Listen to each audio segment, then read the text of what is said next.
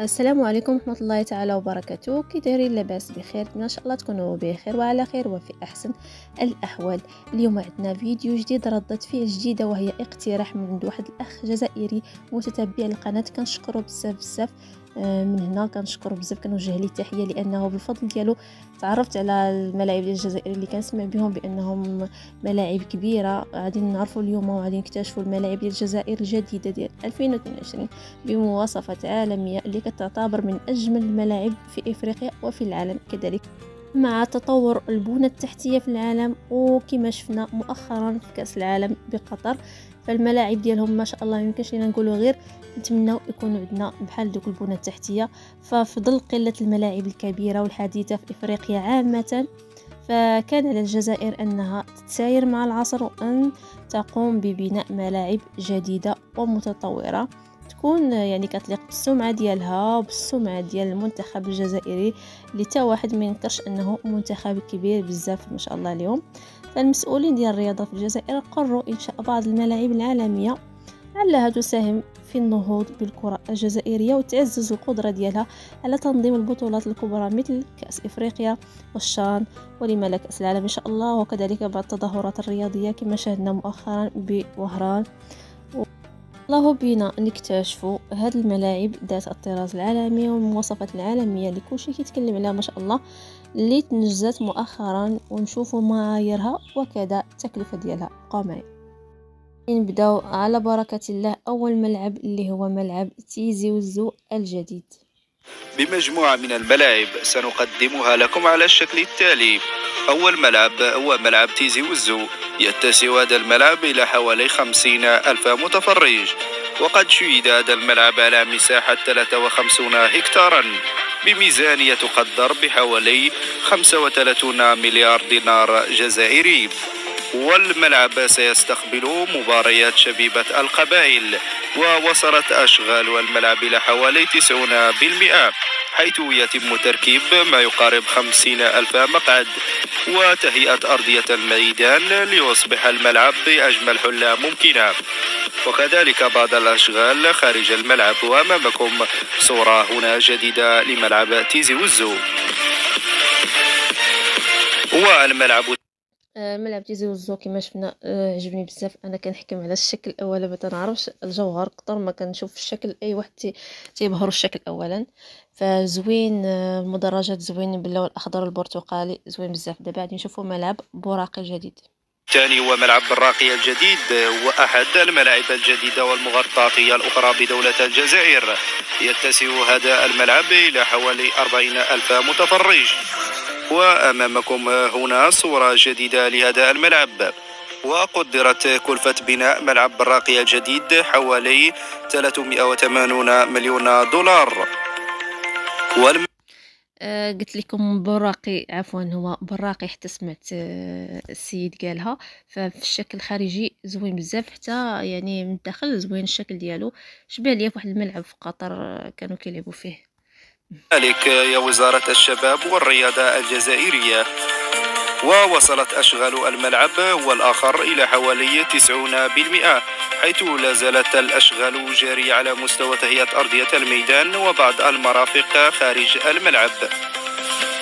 وأمامكم آخر الصور هنا لملعب براقي الجديد. سمحوا لي بالنسبه لكم، انا ما عرفتش ديالاش هادو اللي كاين، هاد لي ماشين ولا شنو هما هادو اللي دايرين هنا. كنبقى نتسائل مع نفسي، كنشوف بحال هادوك الرويضات كتقول لهم عجلات، يعني ما عادش يضروا العشب. كنقول انا يضروا الارضيه، عادي تخسر الا كانت صوبات. ما عرفتش، سمحوا لي تتقولوا لي. والملعب الثالث هو ملعب وهران، وقد تم افتتاح ملعب وهران في دورة ألعاب البحر الأبيض المتوسط، وكذلك بعد مباريات المنتخب المحلي. وقدرت تكلفة بناء الملعب بحوالي 142 مليون دولار.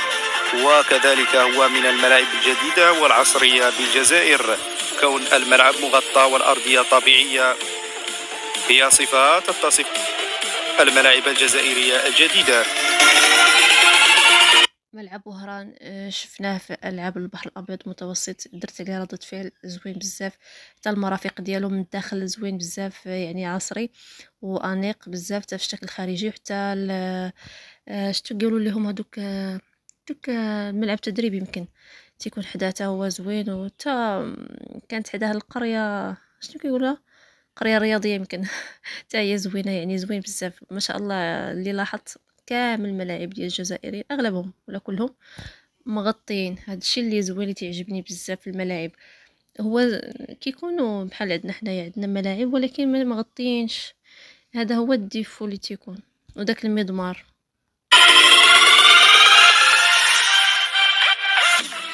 وهنا أمامكم أرضية ملعب وهران الجديد، أرضية صالحة لممارسة مباريات كرة القدم بأحسن جودة ممكنة. وخامس ملعب هو ملعب 5 جويلية، وقد تم إنشاء هذا الملعب سنة 1962، وقد استقبل نهائي كأس أفريقيا 1990 بين الجزائر ونيجيريا، وقد سجل حضورا جماهيريا كبيرا آنذاك قدر بحوالي 100 ألف متفرج، والسعة الحالية للملعب حوالي 60 ألف متفرج.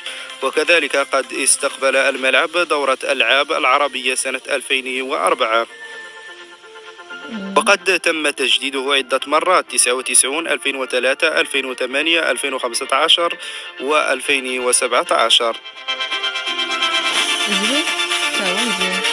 وهنا صورة أمامكم لهذا الملعب ذو الأرضية الطبيعية والآخر، والذي من الممكن الزيادة في حجم المدرجات.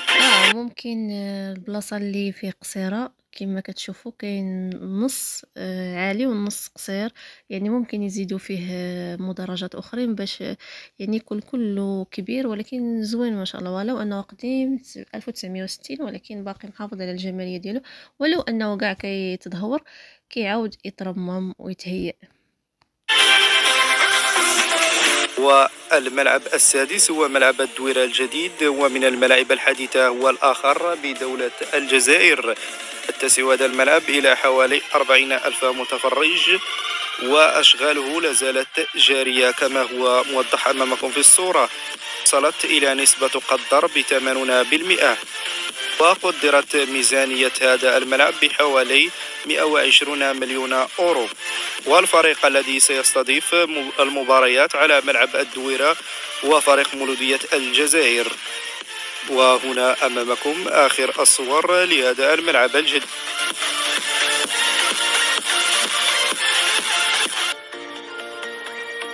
والملعب السابع هو ملعب حملاوي بقسطنطينة، ويتسع هذا الملعب إلى حوالي 25 ألف متفرج، وقد يصل الحضور الجماهيري إلى حوالي 30 ألف متفرج.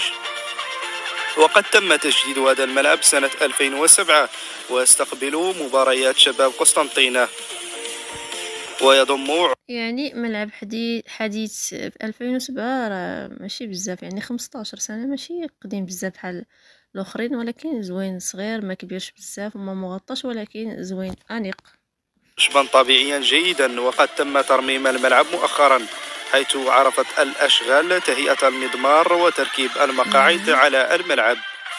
وهنا أمامكم آخر الصور لهذا الملعب.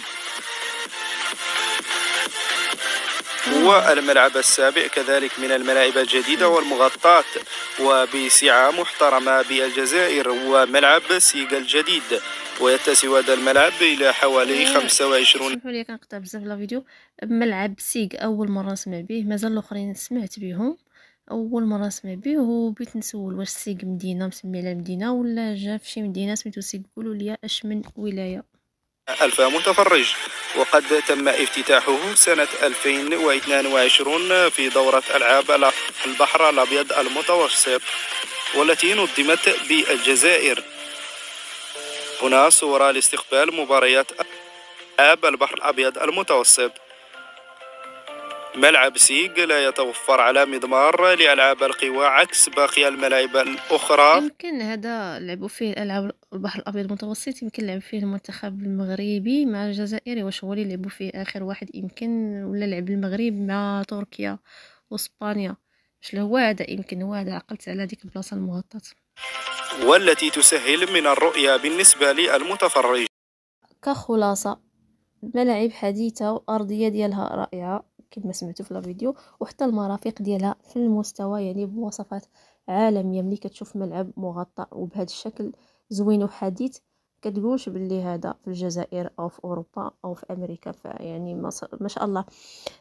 فمزيدا من الازدهار والتطور والتنمية ان شاء الله لكم ولينا ولو بلادنا ان شاء الله كيضاهيو البلدان الكبيرة. لما لا حنا نصادفوا ان شاء الله في يوم من الايام، ماشي غير كأس افريقيا، نصادفوا كأس العالم ان شاء الله. فنتمنى ان شاء الله يكون عجبكم لا فيديو راكم واستفدتوا منه شي حاجه. نشوفكم ان شاء الله فيديو قادم، والى اللقاء. السلام عليكم، باي باي.